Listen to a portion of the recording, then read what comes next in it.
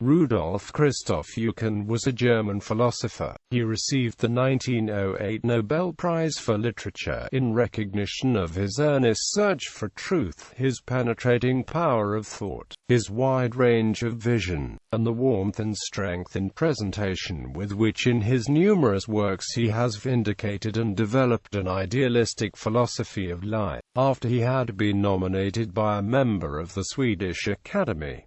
Early life. Eucken was born on 5 January 1846 in Aurich, then in the Kingdom of Hanover. His father, Amo Becker Eucken, died when he was a child, and he was brought up by his mother, Ida Maria. He was educated at Aurich, where one of his teachers was the classical philologist and philosopher Ludwig Wilhelm Maximilian Reuter. He studied at Göttingen University, where Hermann Lotze was one of his teachers, and Berlin University.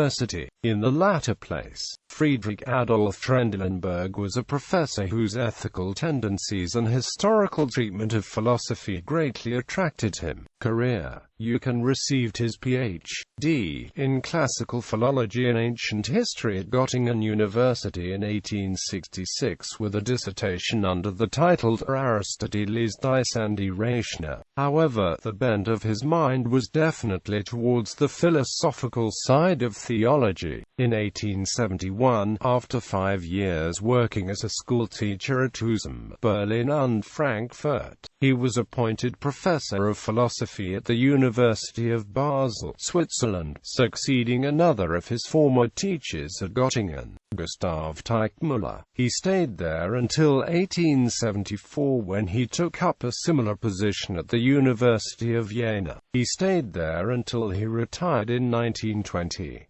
From 1913–1914 he served as guest lecturer at New York University. During World War I, Eucken, like many of his academic colleagues, took a strong line in favor of the causes with which his country had associated itself.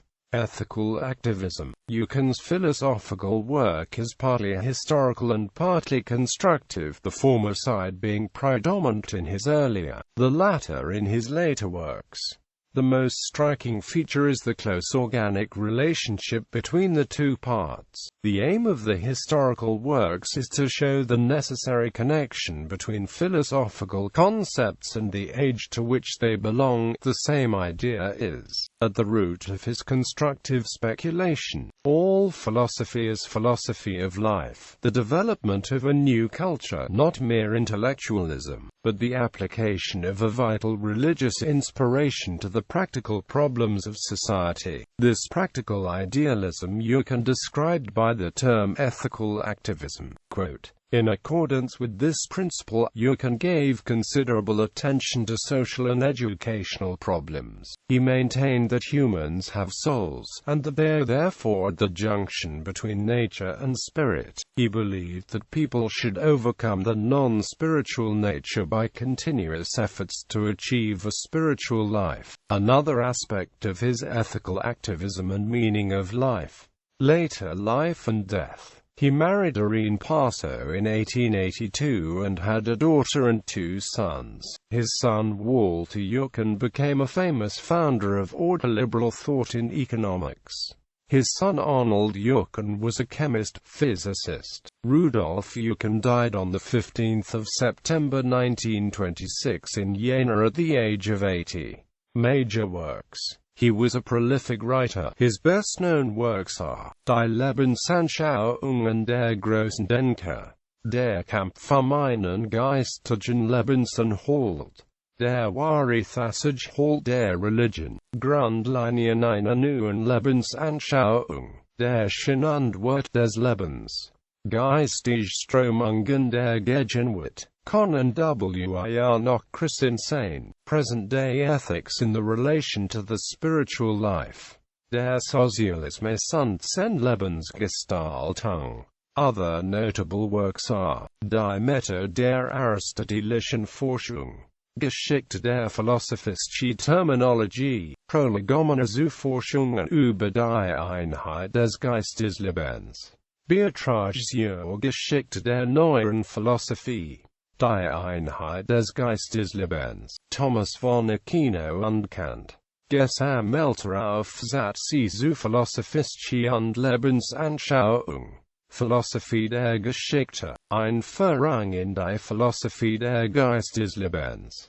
Hauptprobleme der Religionsphilosophie der Gegenwart. Other English translations of his work include Liberty and Teaching in the German Universities. Are the Germans still a nation of thinkers? Progress of Philosophy in the 19th Century. The Finnish Question. The present status of religion in Germany. The problem of human life as viewed by the great thinkers from Plato to the present time. Charles Scribner's Sons, 1909. Main currents of modern thought. A study of the spiritual and intellectual movements of the present day. T. Fisher Unwin, 1912. The Meaning and Value of Life. A.N.C. Black, 1913. Can We Still Be Christians? The Macmillan Company, 1914.